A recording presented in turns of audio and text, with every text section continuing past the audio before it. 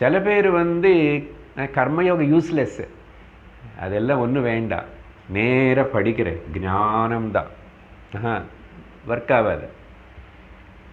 இது எப்படின்னு சொன்னால், அம்மா வயத்தில் இருக்கிற குழந்தை, ஓகே இல்லை இப்படி சொல்கிறேன், அதுக்கு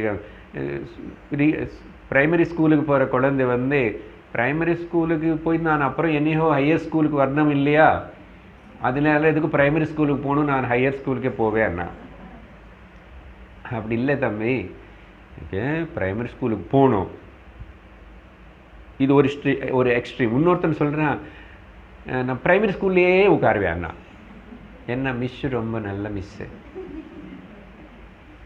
மிஸ்ஸு ப்ரொஃபஸர் நல்லதுன்னா அவங்க தே ஓன்ட் லைக், உனக்கு பிடிச்சது அவங்களுக்கு பிடிக்காது போடா.